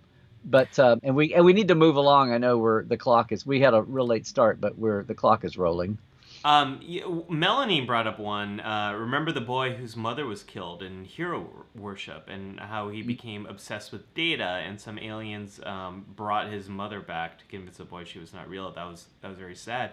And I think that's another example, Melanie, of grief and loss, and especially complicated grief and traumatic loss, and how these can really change our focus. And what's great about Hero Worship is it's one of the few times where we're really seeing the perspective of a child and how different trauma and grief can be for kids. Star Trek doesn't give us kid stories often, but that was a really good one. I like that one. One more TNG example I want to bring up, Larry, was Remember Me. Yes. Oh, I even sent you that. Yeah. And you sent me that image, that beautiful moment. That was one of yours. Yes. Yeah. Beverly's got it's a great Beverly episode, and I love the line. What's the line in this one? If there's nothing wrong with me, then there has to be something wrong with the universe. Is that her line? Yeah. What a great! I love that line so much. And so Beverly is showing us a hyper focus here, where this is the one problem that she is singularly focused on. And Larry, sometimes that hyper focus on a problem is exactly what we need, especially if it's a life or death situation. So this gets back to statistical probabilities too. I want to tie these things together. The problem there with statistical probability, yes, I please allow me to. The problem Proceed, the problem with statistical probabilities is Bashir and his team are so focused on the logic. And what Cisco reminds them of at the end is, Doctor, that's stupid. You have to. It's not just about the facts, but it's also about the emotions. Right. We need to bring these two things together. That's where psychological wisdom comes from. Is the integration of not only facts but emotion and experiences. There's this treatment called dialectical behavior therapy, and it tries to weave these things together, not just facts DBT. and logic. DBT, yeah. Perhaps you've heard of it. No, but I can anachronize anything. But go ahead. It's the integration of those things. And what Beverly is doing in Remember Me is it's so much about that she is so emotionally driven to try to solve this problem, and for good reason, because it just, things aren't adding up, and it's actually quite scary. And if she doesn't tend to this, well, her life might be in danger. So sometimes we might be emotionally driven to try to solve this problem, and that can be a very good thing. A lot of scientists were emotionally driven throughout 2020 to focus completely on the pandemic, and that was a good thing, Larry. That's exactly what we should be. Yeah. I will say one thing: if you've ever wondered why a baby crying on an airplane is so annoying, it's because of this. We're biologically wired, when there's a baby crying, to focus on it. And the reason, it's a bit of a safety device here for our species, that if there's a baby crying, we will all tend to it. And the problem with a baby crying on the airplane is you keep hearing it, but there's nothing you can do about it. Right. The parents have stuff that they can do. The parents, the guardians of the kid, there is stuff they can do, and they're able to address that and alleviate that concern. But the passengers can't. They still hear it. They feel like they should do something about it, but there's nothing they can do about it. So they're like, will someone, shut that baby up? Or sometimes they might get up and try to help.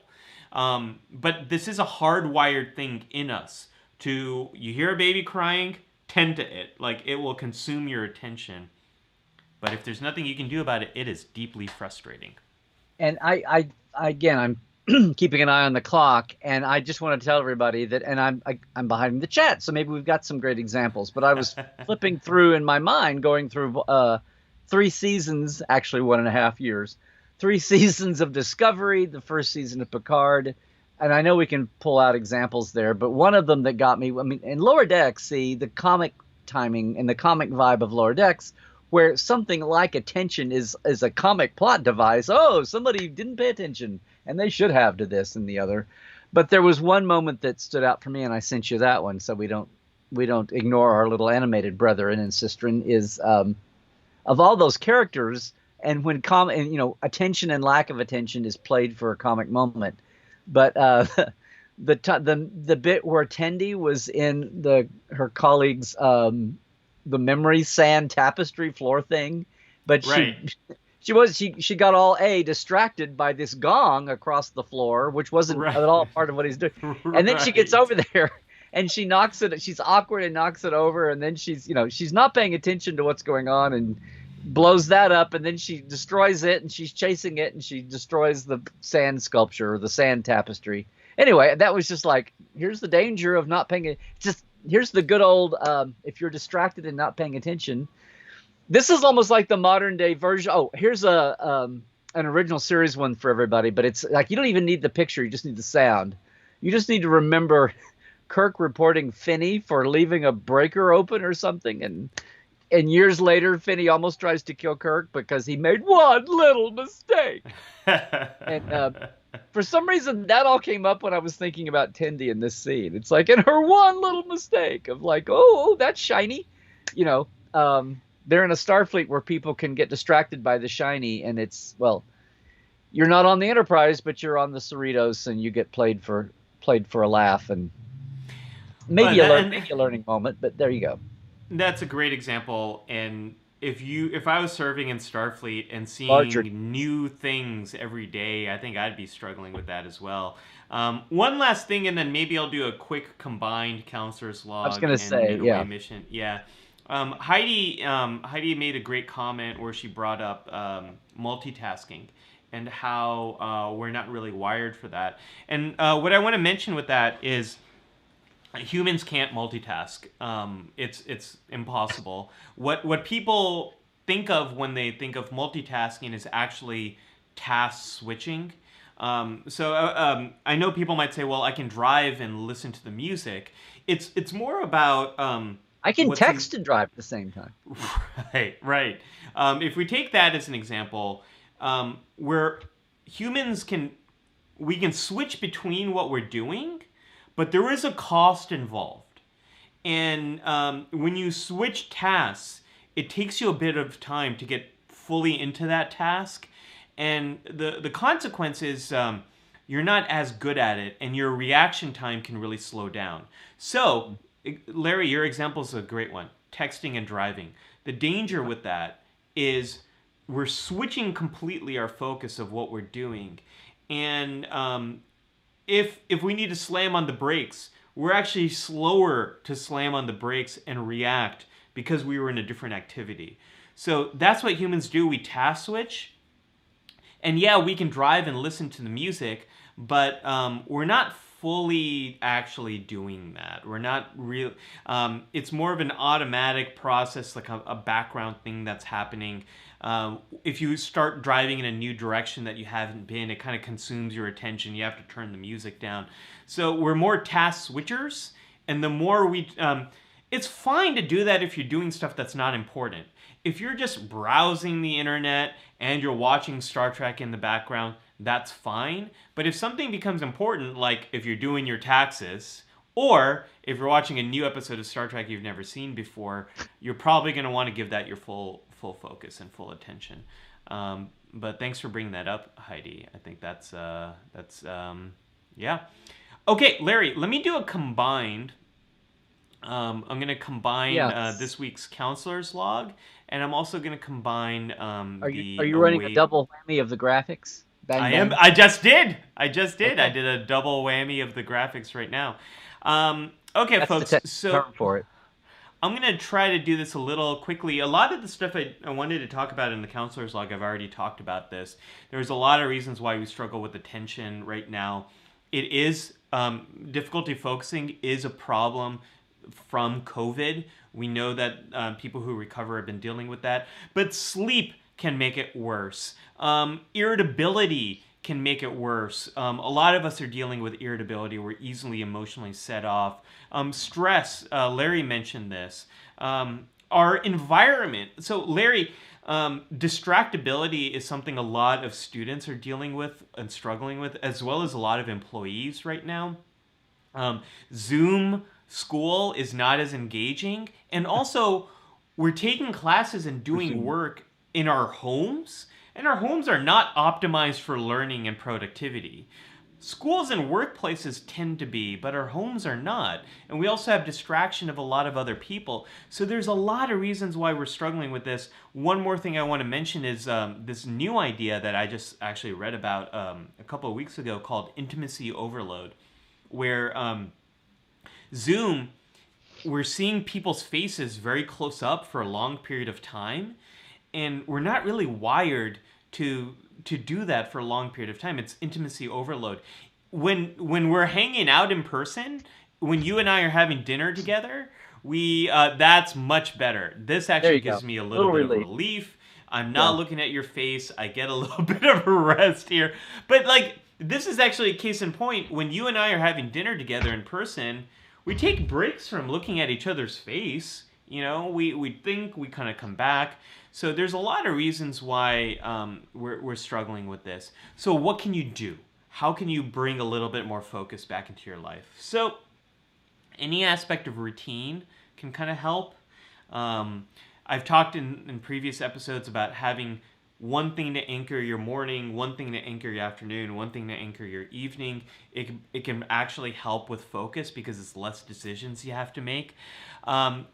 We're at the place where everyone should be making accommodations for each other to help them focus. So my work team is now at a point where most of us our videos are never really turned on during our meetings anymore, because we've realized that it actually helps us to be a bit more productive if we don't feel like we have that intimacy overload of having the camera on.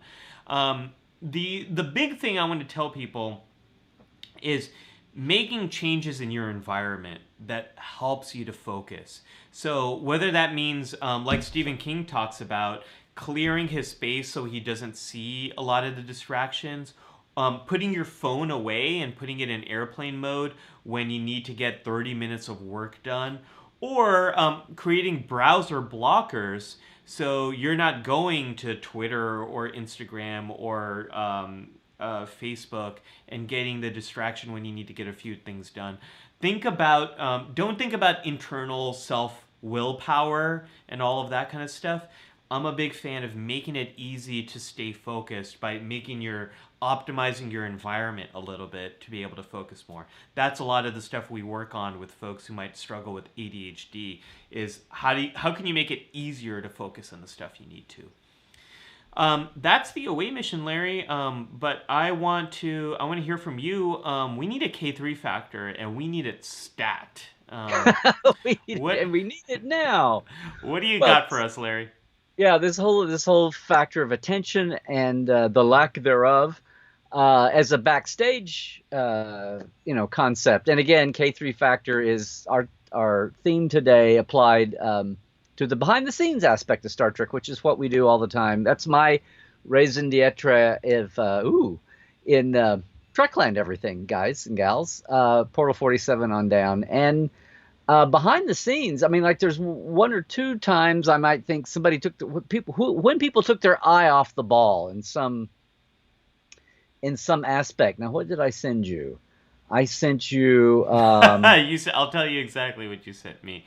The first is an Enterprise moment. If that will, it's from the very beginning of Enterprise. If that helps jog your memory, should I just put it on screen? Yes. Yeah.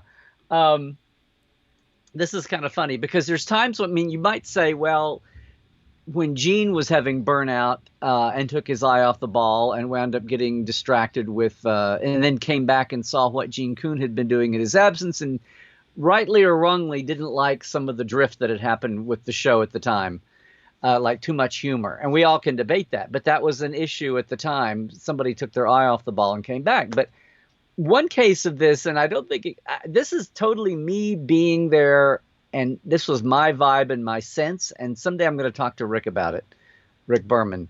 It was so weird. The state of the franchise had flipped so much to the time of 2001, with Voyager ending, and no longer having two series that we had. So we're out of the multi-channel universe or whatever that we didn't have words for back then. But the idea that there was just one series on because the ratings had been cut in half, and the idea was, oh, that was too many Star Treks. We can't handle that many. The attention of the audience is split up, and people are leaving. And when there was just Voyager and Voyager ended, there was this sense that, okay, we're getting a little soft. We're getting a little, routine here. We got to shake ourselves up. We're going to go with this new premise. Some people hated the prequel.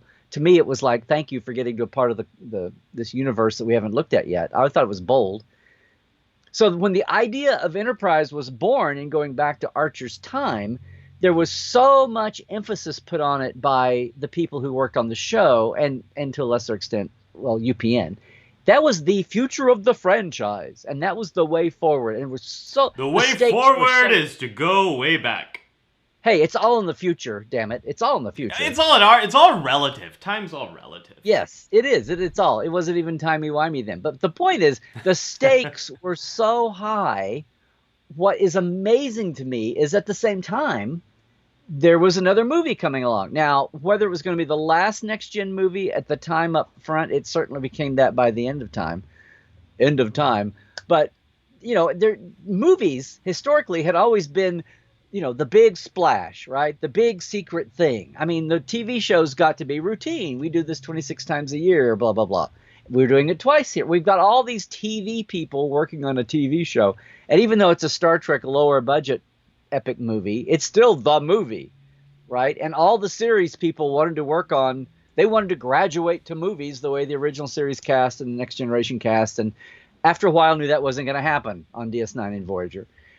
But the point here is that in 2002, as they got into, as we're watching this clip of Enterprise here, everything flipped. There was so much focus on Enterprise as this is the long, like the series is going to be, we're going to be living with this longer than just a mere movie. It was like everything was inverted. And suddenly the movie was not the shiny, big, huge thing. It was the new series, because the new series was not just another series. It was the whole new way of the future, which, of course, was kind of prophetic. But for that summer, I want to say that Rick and things around him he wasn't totally divorced from it. But maybe in the same way that he stepped back from DS9 to focus on Voyager, it was hard to keep a balance and one thing naturally won out. And so, yay or nay, they're focusing on Enterprise as the long-term way forward. And then you've got the clip up there of Rick and Stuart Baird, the director.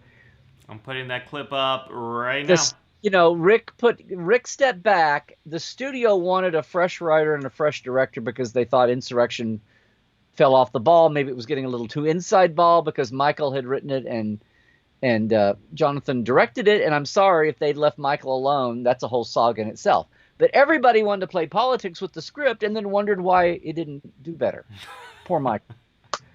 But in this case, it wasn't that way by the end. But I think in the beginning, and it wasn't Rick wanting, they were thinking about LeVar. Even I was reading last night, besides Jonathan saying, I'll direct it again, LeVar had come along in his directing chops. And Rick wanted to keep it in-house. But the studio was like wanting an outsider and wanting to give Stuart Baird, this editor that had saved 2 movies for them, that were disasters, and he came in and edited them, and they were like, let's reward him by being a director, because the thought was Star Trek is on autopilot. How do you mess up a Star Trek movie? Well, so my thing here is, here they are actually, here's a rare shot of Stuart Baird and Rick Berman talking. I'm kidding. But I really think in a way that Rick, it's not so much that he didn't pay attention, but he backed off with focusing on the new series and didn't push back at the studio, much less push back at what Stuart Baird was doing. And he still had the reins. He was still the executive producer or the producer on the movie. But I just think a lot of and Stuart Baird was woefully insecure about directing and became very prickly and argumentative and fought with, who am I fighting with today? Will it be a lowly crewman or will it be Patrick Stewart? I mean, publicly, out loud, to a bad degree. And that's what's one of the things that Nemesis suffers from, among other things people like to critique it for. The vibe was just bad, top to bottom. Anybody there will say that. The great John Dwyer, who always came out of retirement to set decorate and work with Herman, finally left because Stuart Baird had to come in and tell him to change everything he set up. So anyway, my point here is, sometimes we take our eye off something and it drifts, and then even when we realize we have to go back and fix it, we're in too late because we took our eye off the ball early. And that's what happened in a very big picture way. That's what was going on here. That's me talking. I mean, I don't know if you would agree with this, Larry, but to some degree, So I don't know if that was new to you. This has turned into a competition to surprise you. Yeah, it's. I will. I'm here for the ride. It's all about shocking you with the clip. Please entertain me, Dr. Trek. No, I'm always looking for a new perspective, and I think that's a new way to think about this that I hadn't really thought about before. I have thought about with Deep Space Nine, it was allowed to go into certain directions because it wasn't on UPN. Because they weren't focused on ending TNG and launching Voyager and getting Generations going. Well, Voyager DS9, was a network show, which made it yes, now more important than DS9. Yeah. right. And so DS9 really got to get away with a lot of stuff that I wonder if it was the sole series, if it had the weight that Enterprise had on it, would it have been allowed to do the things that it did? I don't think it would have. So, getting a little bit of distraction and hyper focus, in some ways it benefited DS9, and in some ways I think you're absolutely right. It was to the detriment of Enterprise and Nemesis. So it's as who said it here. I think it was Charlotte said, so many ways to mess up a Star Trek movie. That is absolutely there's That was, and to be clear, that's I'm very broad brushing here, but that was the Suits mentality, not Rick and everybody in house. So yeah, yes, yeah. So Larry, with maybe just the couple of moments we have left, let's just open up those hailing frequencies. I was going to say, and just to say, guys, I'm so behind in the chat, but there are so many good points people are throwing out. I'm an hour behind, but there. One thing I want to mention is there's I want to make sure I get to this comment here. Yeah, so Linda says, my ADHD keeps me from being able to organize an environment that would help me with attention and focus. I think I need an ADHD life coach. Once I get started, I'm fine, but getting started is a main issue. So, Linda, this is a great point. I actually had this in my notes, but I skipped it just for the sake of time. But there's many pathways into problems with attention. Sometimes it's environmental, sometimes it's biological, like ADHD. ADHD is a very biologically based problem. You didn't do anything to cause ADHD. It's just there. And there's some beautiful gifts that come along with ADHD, and there's some struggles with it. So sometimes it's environmental, sometimes it's because of ADHD, sometimes it's because of anxiety and stress, sometimes it's because there's a global pandemic going on. There's so many things that can cause distractions. Sometimes it's that. Did you say global pandemic again, just like that again? Global pandemic going on. Yes. Okay. Thanks. Happy to help. Sometimes it's like Scott mentioned, a barking dog outside. There's so many pathways to struggles with attention and distraction and hyperfocus. So if it's beyond what you can handle right now, please do seek out help and support, because sometimes the support of someone who's a professional is what is just the push you need to be able to make some changes that can put you down a better path. So, yeah, if you feel like it's too much for you to handle, reach out for some support, and that might be a good way forward. So yeah, that was just one thing I wanted to mention, Larry. Whoosh! Yeah, there's so much here, and this is I hate to break our. I don't know if we should talk about this here, or maybe we can talk about it later. But I saw Cairo, who's part of our community for a long time, and part of my other communities. He's known by Robert in the Portales. But we were talking about, this is a little bit of a sidebar, but maybe we should talk about it while we have a chance. Talking about this opening up another aspect of community on Discord and some of the pluses and minuses of that. So I don't know if that's, because I'm all about, I think there's a big sense in the world that people, because my business circle is into this also. And there's a platform called Clubhouse for getting together, but all of these new social media platforms coming along, they have their pluses and minuses. Yeah. Are you trying to have meetings and meetups? Are you trying to just have conversations and threads of conversations? Anyway, he had some doubts about, or not doubts, but had some issues with Discord, and I didn't know if it was worth talking about here for a moment or. I think it's hard, Larry.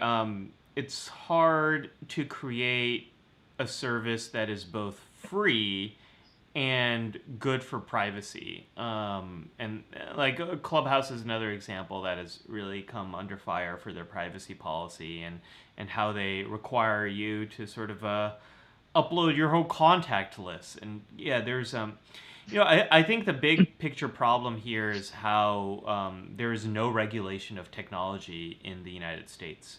And there's no regulations around how data and private data is managed, and that absolutely needs to change. The EU has done done more than the United States has, but within the United States, there's no regulations on tech. We regulate every other industry for safety reasons. We regulate travel and aviation and like manufacturing for safety, but there's nothing there in tech. And so we're working with all imperfect solutions here. All of them are really imperfect.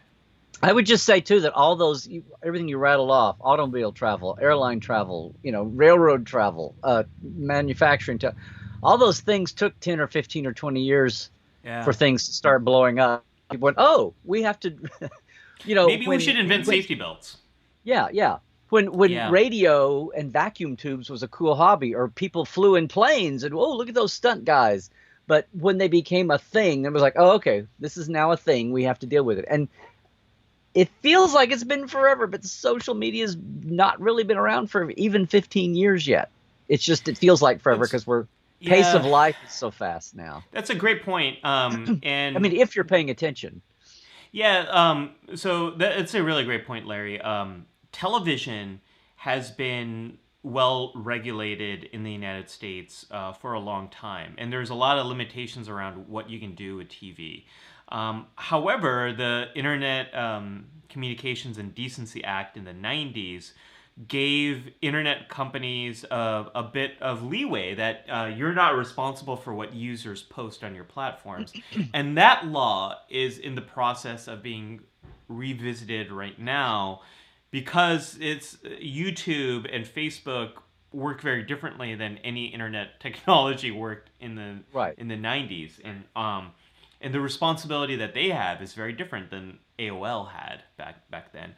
So I'm hopeful. I worked in news, and we had to be we had, it was people could buy advertising, much less what we editorially oversaw if it was free, but like a letter to the editor, say, or somebody's comment, we were still in an obligation to fact check. And if something was outrageous, this whole thing about fake news on the social platforms, but on Dead Tree Media days, we were still ultimately responsible. People bought an ad, but if somebody really wanted to go to task on somebody, or if you just wanted to let your reputation be ruined and you just blithely printed anything, even if you thought it was beyond the pale, then that was going to, somewhere the spectrum of being involved in a lawsuit for, I don't know, libel or whatever else, or just having your reputation be sullied to the point where you had less respect.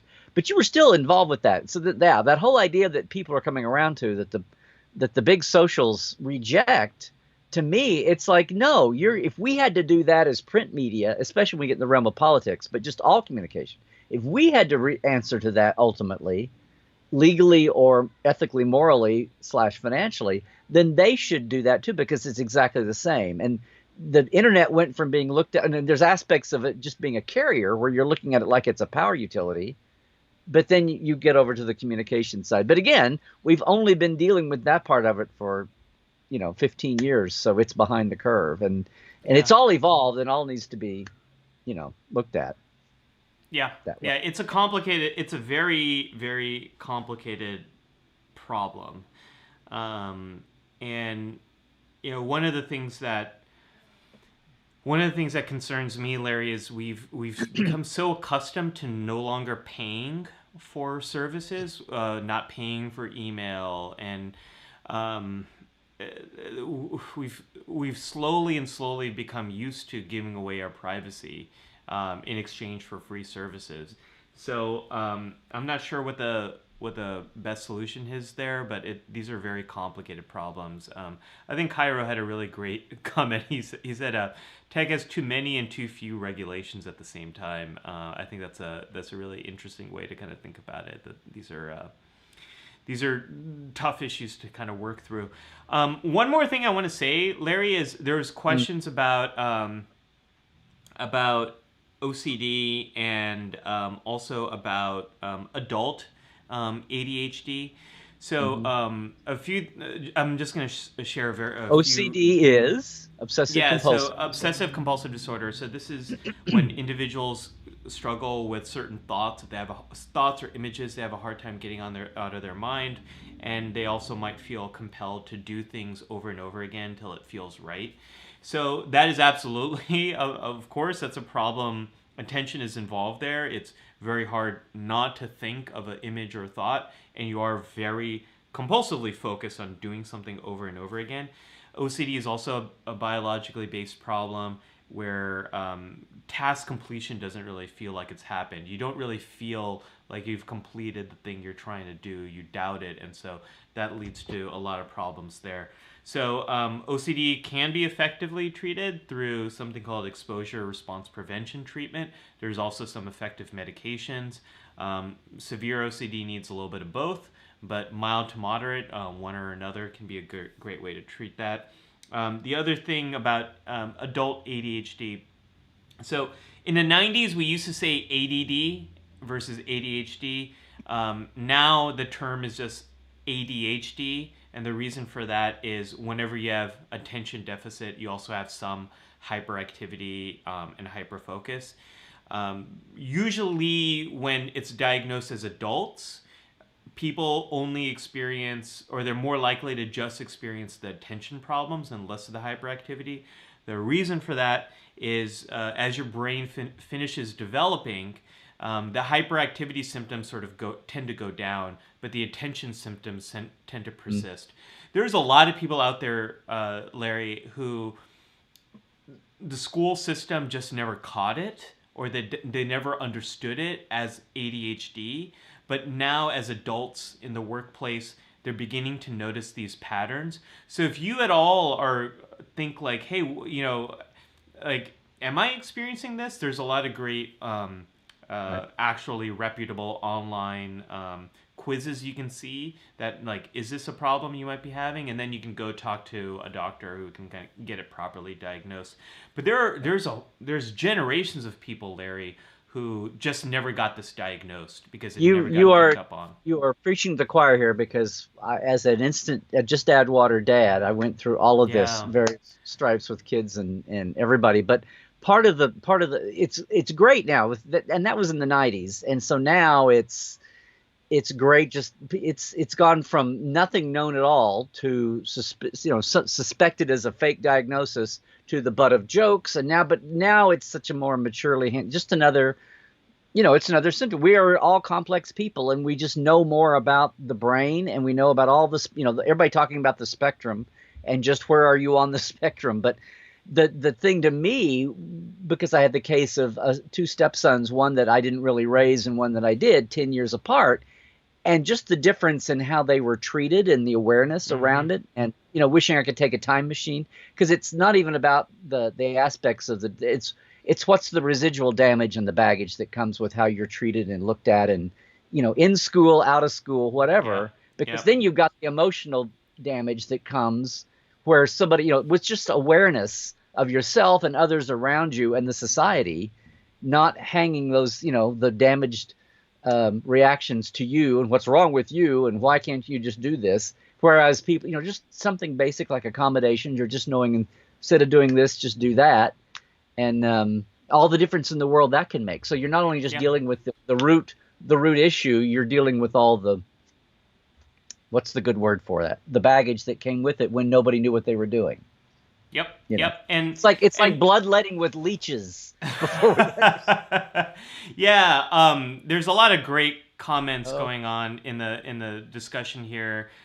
Just a couple of quick things I want to mention is when it comes to attention deficit hyperactivity problems, there was a comment from Libby who said I was told ADD instead of ADHD. There are types. So everyone who has ADHD experiences some of these symptoms, but some people might experience a bit more of the attention problems. They might experience a bit more of the hyperactivity problems, or they might experience both equally. So that's probably what was going on there, Libby.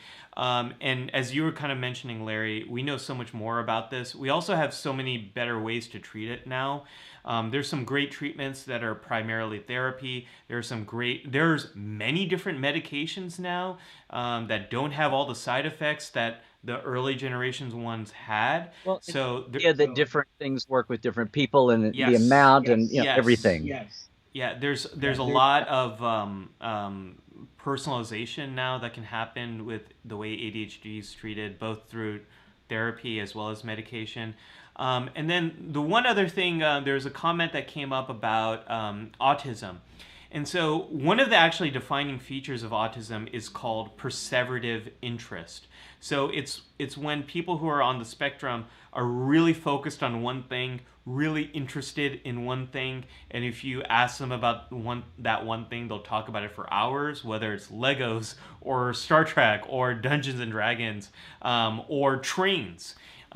People on the autism spectrum can really have this laser sharp focus on the topic. That's just a defining feature for how the autistic mind works. And what I'll say about that is the world needs all types of brains.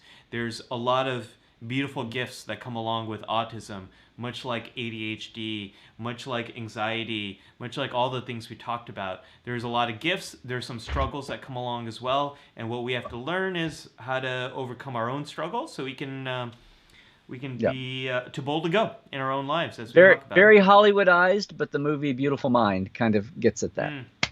And others, it's dramatized in several ways, but that's one that always comes to mind. Which, boy, that could be a whole nother topic, is hallucinations. It should be. Hallucinations. I thought you were going to say the depictions in TV and movies of mental health issues. That absolutely. Yeah. For good and bad. Yeah. So, Larry, we could keep going on and on, but we're also running late. We started late, so I'm glad we went we're about caught up 2 hours, so that's good.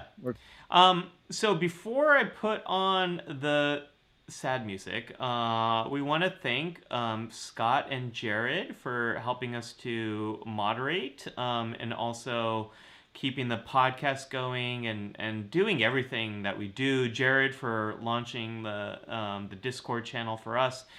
Scott for keeping the podcast edited and uploading. So thank you, Scott. Thank you, Jared, for that. Larry, we're not formally launching the podcast. We're going to wait till almost everything is up before we say there it is. Yeah. It's very slowly getting caught up to speed. Larry, where can people find more from Trekland this week? Hey, well, LarryNemecek.com is kind of the hub, and at Larry Nemecek on Twitter. Nothing really going on right now, but I should say that you and I are we're going back to the place of our birth and be another virtual panel for WonderCon coming up. But I also am part of one that I moderated, and another one that I moderated, and it won't be until the end of that. Those won't be till the end of the month, but during the WonderCon replacement days virtually. But one of them is the Voyager documentary, which just blew through all of their stretch goals, and they went through another one apparently in the last 24 hours. And another one talking about generations in fandom with some voices that I haven't really worked with yet, so I'm really excited. So we've got some virtual panels coming up, and that's, we're into the virtual spring and summer season now, so that's happening. And one more shout out, I sent you an image. I've been trying to help longtime Next Generation, speaking of Dr. Crusher, her number one nurse who never said a word, Michael Braveheart, with his fairly modest medical $3,000 GoFundMe campaign. And we're helping. He's in New York and having some heart issues and life stress with the pandemic and all of that. And I just am trying to get the word out there. If anybody can now that you've thrown so much money at the Voyager documentary, if you have a few pennies left. Which is beyond funded. It's on its last stretch goal, actually. So yeah, no, that's a great point. What about you, please- Dr. Ali? I mean, you're joining me for one of these panels. Yeah, but yeah. We're doing our WonderCon panel. We're going to be recording that next week. I'm seeing you on a lot of things psych related with people in panels. Shows. Yeah. I did a panel for the Wizarding World last week about diversity and inclusion. So you can check that out. And other than that, I'm really so busy at work. I'm just trying to keep here. And so we'll be back here with Life Support Live. Folks, you can join us. Stay connected on social media. We can also stay connected on our Discord. We have our Facebook group. And yeah, we will be back with another episode in 1 week. I like Zahir's recommendation of calling this the less happy or not so happy music. Maybe that's how we do it. But until then, next week, folks, live long and prosper. Hey, everybody. Truck well.